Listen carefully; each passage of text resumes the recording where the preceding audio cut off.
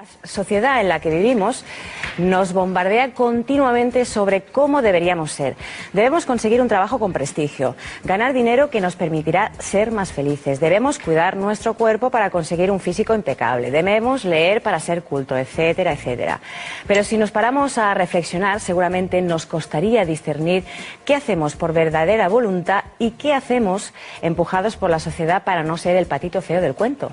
Por eso, para saber lo que queremos de verdad, debemos tener claro quién somos. Isabel es estudiante de periodismo. Hoy tiene prácticas de improvisación junto a unos compañeros en el locutorio de radio. El ejercicio es sencillo, pero a la vez muy complicado. Trata de buscar respuestas a una pregunta desconocida. Bueno, vamos a empezar ahora el ejercicio de improvisación, ¿vale? Os voy a dar una pregunta y tendréis que responder, pues una pregunta que no sabéis, y tenéis que responder lo primero que se os pase por la cabeza, ¿vale? Y la pregunta es, ¿quiénes sois? La pregunta sobre la propia identidad ha sorprendido. No es fácil decir quiénes somos, con qué nos identificamos, qué nos hace singulares y diferentes a los demás. Yo soy Ana, tengo 20 años y estoy estudiando tercero de periodismo porque, bueno, me gusta estar en el lugar de los hechos y conocer las noticias de primera mano, y en un futuro me gustaría dedicarme a hacer reportajes, sobre todo para televisión. Yo soy Sara, tengo 21 años, de momento soy estudiante, esperando ser periodista dentro de un año y medio. Me gusta viajar y me gustan mucho las lenguas y espero que en un futuro pues esta profesión me permita hacer estas cosas que me gustan. Yo soy Jorge, tengo 20 años y soy un apasionado del deporte y supongo que esta pasión me ha hecho estudiar periodismo y en un futuro espero pues poder relacionar mis dos pasiones y ser un periodista deportivo. Yo soy Katia, soy una estudiante de 20 años que aspira a ser periodista en un futuro. Soy una chica normal, familiar, que le gusta estar con sus amigos, que le gusta reírse y pasárselo bien. Bueno, me llamo Dani, tengo 20 años y soy una persona que le encantan los deportes, le encanta el periodismo y bueno, siente ese interés por el mundo, ¿no? De conocer más cosas del mundo. Algunos de los compañeros de Isabel se han identificado con su actividad, otros con su vocación futura. Algunos se identifican a partir del propio nombre. ¿Quiénes somos en realidad? ¿Hasta qué punto lo decidimos nosotros mismos o es la mirada de los demás la que nos determina?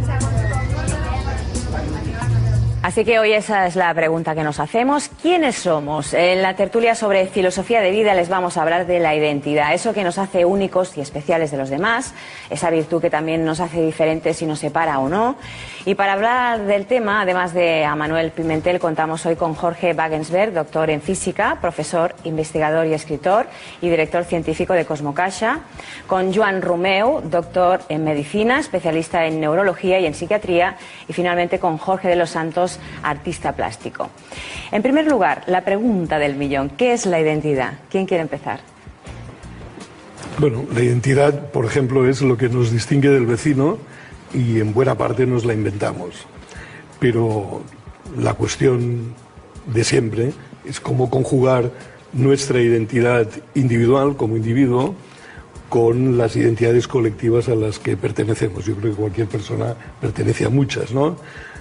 Está el Barça, está la nación, está la religión, está... en fin. Y en general no siempre se está en buena armonía, ¿no? En buena parte nos la inventamos, esa identidad. La identidad es exactamente aquello que nosotros decidimos que es la identidad, porque en realidad se trata de, para mi gusto, se trata de la suma de toda una serie de características, de contingencias, de rasgos, de comportamientos, de roles, de estatus. Y cuando alguien le dice, como pasaba con los chicos estos que hemos visto antes, les preguntan quiénes sois, pues dan una serie de definiciones. Si se lo pensasen mejor darían otras. Somos muchas cosas, la suma de todas estas cosas. Ahora, hay gente que es muy unidimensional y cuando le dicen defínase, sabe hacerlo. Yo nunca he sabido. ¿Qué poder tienen nuestros padres sobre nuestra identidad? Bueno, yo creo que tiene un poder determinante en el sentido de que nuestra identidad es una identidad cultural formada, tenemos una identidad biológica o bioquímica pero también tenemos una identidad cultural si en el fondo no son lo mismo. O sea, yo por ejemplo estoy ahora hablando contigo, claro, ¿quién está hablando? ¿Mi cultura, la cultura que he adquirido como ser humano vivo? ¿O está hablando mi laringe? ¿O los métodos de expresión que me hayan podido enseñar? O sea, en el fondo normalmente esta me da la sensación, esta diferenciación entre bioquímica y cultura es solo un asunto de poder, de ver quién tiene que determinar cómo nos comportamos. Porque yo creo que el tema sobre la identidad, la pregunta no es tanto la prioridad para nosotros, no es tanto quiénes somos, sino cómo nos comportamos. O sea, cómo somos. Yo creo que hay una gran diferencia. Yo cojo la última intervención. ¿Cómo lo resolvemos en la literatura? Vamos a ver, una novela, un buen novelista, hay un axioma, nunca definas al personaje, hazlo actuar, que el lector va a captar perfectamente su identidad. Estamos leyendo una novela, vemos al personaje que se mueve, hace 2 o 3 cosas y ya ha conseguido el escritor transmitirnos una idea de identidad. Yo, por tanto, me agarro un poco a la del personaje.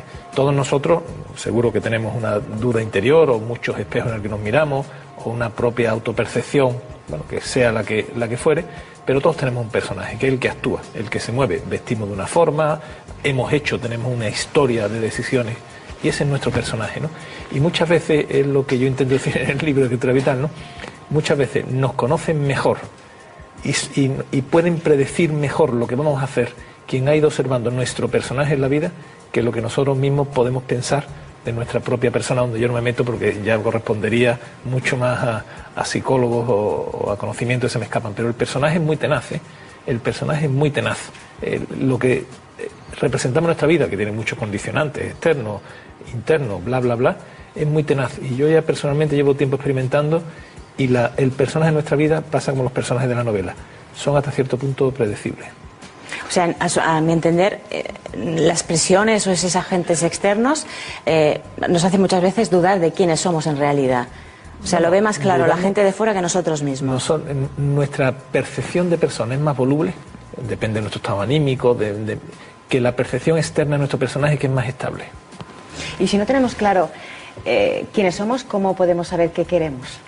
Es que yo creo que es fundamental en el tema lo que está introduciendo Manuel, ¿no? A nosotros nos da la sensación, luego quizá lo veramos, porque quizá hay un interés, ¿no?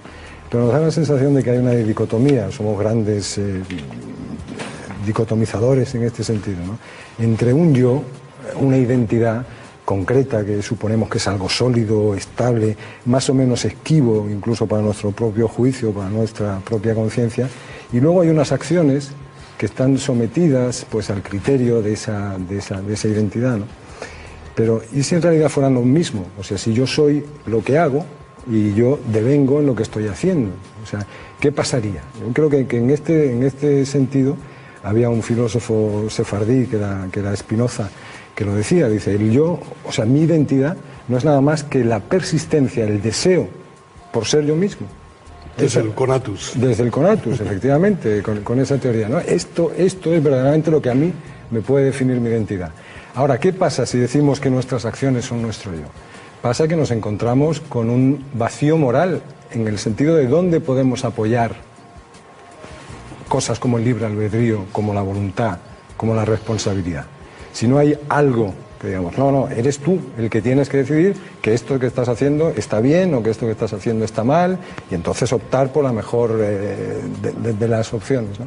O sea, y tengo la sensación de que como nos interesa mucho más saber cómo nos comportamos que realmente quiénes somos, nos interesa como agrupación cultural, digamos, por lo menos en Occidente, pues que esta pregunta délfica sobre el noxete ipsum, sobre quién eres tú realmente, esta la dejamos de segundo lugar, porque necesitamos este sustento de culpabilizar. Yo recuerdo que me contaba hace relativamente poco un chiste de un misionero que está en el África Negra y está intentando colonizar a las tribus y enseñándole los valores que hay que hacer, y en un momento determinado se encuentra un león que lo persigue con toda la agresividad del mundo y se va por él y tal.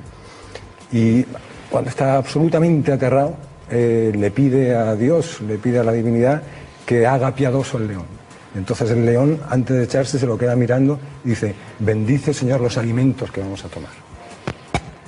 O sea, en este sentido se olvida la naturaleza del león. La naturaleza del león es comerse al tío y lo hace piadoso, pero no por eso deja de ser león. Bueno, pero esto sí que es genético, el hambre, ¿no? Yo creo que lo que más define nuestra identidad es justamente lo que hacemos en contra de los instintos. Es lo que realmente tiene mérito y nos definen.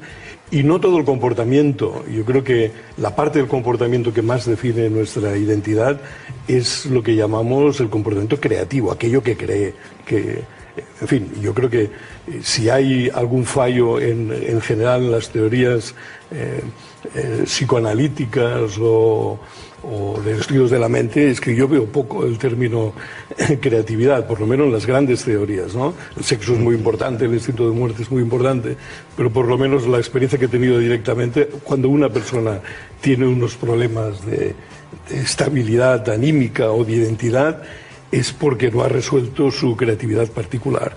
Creatividad no quiere decir que seas trascendente o muy importante.